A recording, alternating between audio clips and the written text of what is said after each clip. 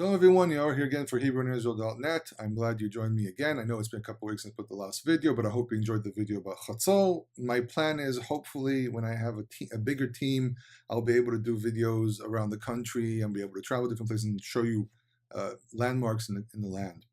A very quick note regarding the new moon. This video, you might be watching this video several years from now, just have to point out something very important. For some reason, for the month of Elul of 2017, there has been some weird confusion regarding when the new moon is. If you follow the new moon based on the sliver, there's always a discrepancy, or almost always a discrepancy between the rabbinic calendar and the sighted moon. There's a long history of this. I'm not going to go into it right now. However, it's also important to point out that the fifth month, the month of Av, has 30 days. And when you have a month that has 30 days, the reason we have 30 days is because a lunar month can be between 29 and 30 days, which means that sometimes you'll see the moon at the end of the 29th day, sometimes you see the moon at the end of the 30th day. The rabbinic calendar that's pre-calculated estimates more or less where things are going to be, and therefore you have certain predetermined months that will have 30 days, and other months that have predetermined have 29 days. This is not necessarily a mistake or anything, because this can happen. It's happened multiple times. However, it's very important to realize that when you have the 30th day of the rabbinic calendar, it's referred to as a type of Rosh Chodesh, but not necessarily the Rosh Chodesh. The Rosh Chodesh is actually the first of the month, even the rabbinic calendar. However, both days are kept as a Rosh Chodesh because of the possibility of having a 29 or 30 day.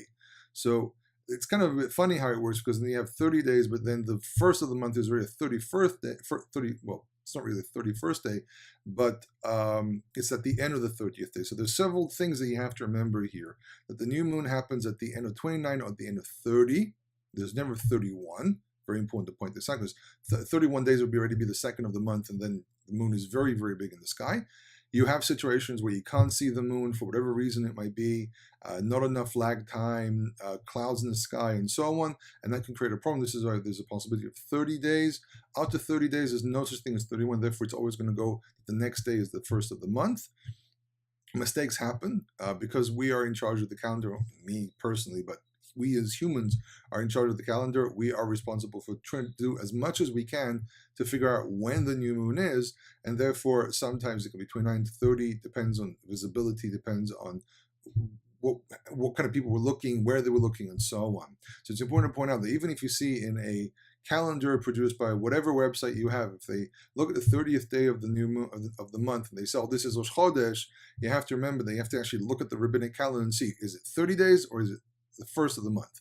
If it's 30, then it has to do with the potential of the 30th day being the new moon, or it being another day, and then the new moon appears in the 30th day. However, to point out, for example, this month, for example, I'm recording on 22nd of August 2017, this year, for example, the new moon is only going to be seen on the end of the 23rd, which means a day after the first day of the rabbinic calendar. So there's a few notes about that. Now, as you can see, the title is Shofarot. What exactly is a shofar? First of all, the term shofar relates to a horn that's been hollowed out, because the horn you have the exterior of the horn, then there's an interior that goes from the animal's head into the horn itself, which enables the horn to connect to the animal's body. Now, when you pull the horn off, sometimes some of it's left inside, some of it is sometimes it's completely pulled out. It really depends on the situation you're in.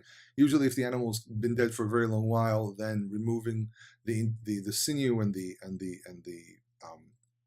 whatever matters inside there, I don't remember exactly what it is, but it's basically attaches itself to the horn. You pull out, in many cases, it'll come out clean. Now, what happens with a shofar is that it can go through two different processes. One is it gets boiled, it gets stretched out. You clean the inside and then you fold it back. It's a very, very common practice with most Shofarot, especially very curvy ones.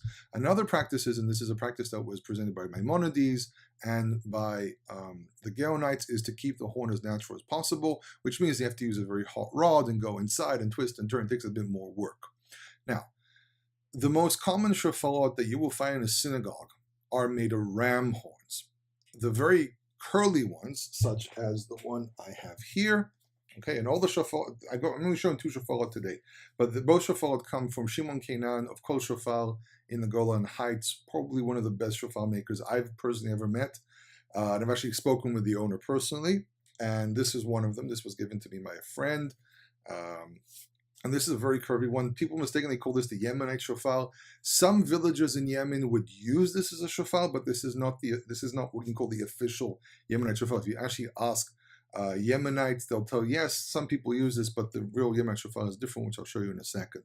So this very curvy one has to be stretched out. But it's quite possible to also clean it out without having to stretch it out. And this is a very, very common shofar. A lot of people are buying this as Shofarot. This one, for example, I think has like a 3-tone range. I think the longest is 4-tone range. But that's really not relevant, because when you blow a shofar, we're not trying to create a trumpet. We're not trying to go up, down, and so on. There's actually certain very specific sounds that we produce. Now, so this is very, very common. However, this would not be the common one you would see in the synagogue. This is ibex. They're not the ibex. This is the kudu. There's also, I think this is the kudu. I keep on forgetting the names, but this is the Yael.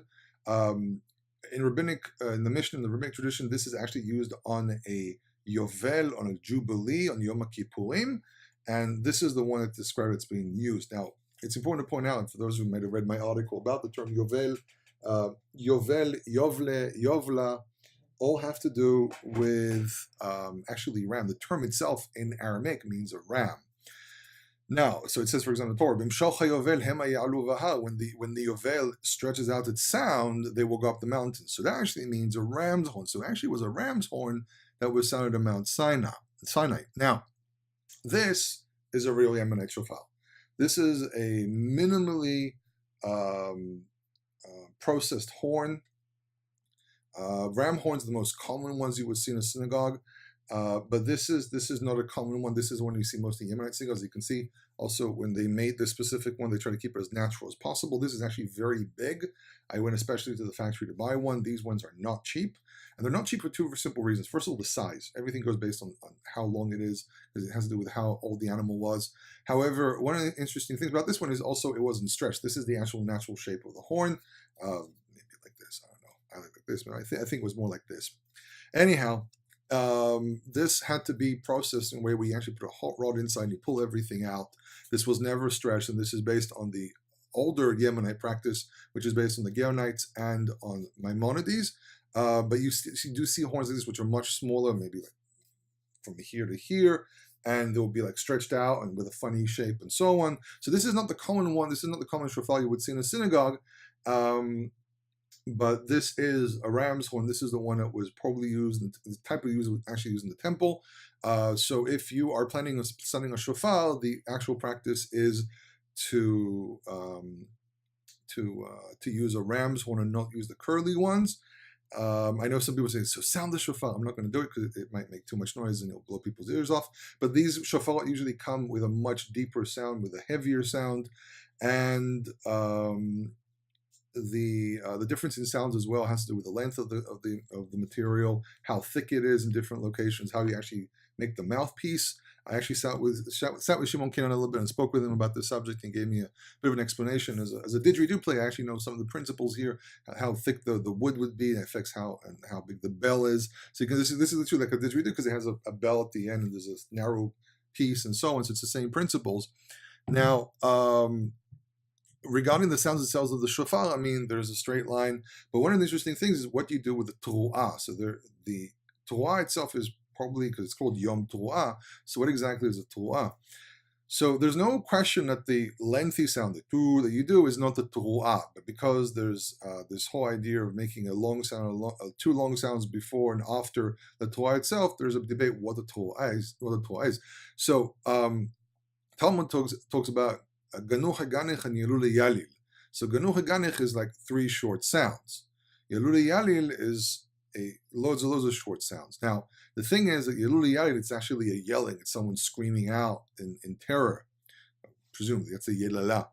Now, there are 2 basic practices that appear. One is like loads of short sounds. Another one is a wavy sound. So there's no question that the shvarim is short sounds. It just depends how long they are and so on.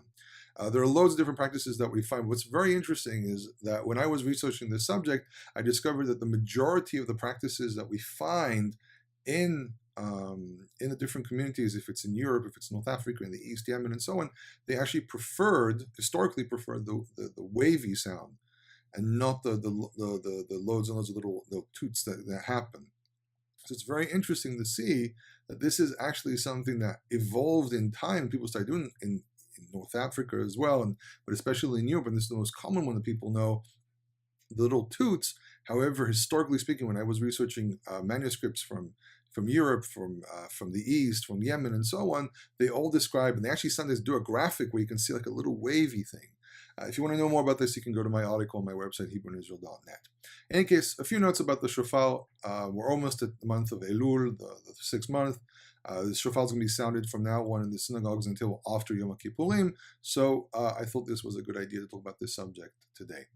In any case, thank you for joining me again, and Kol Tov.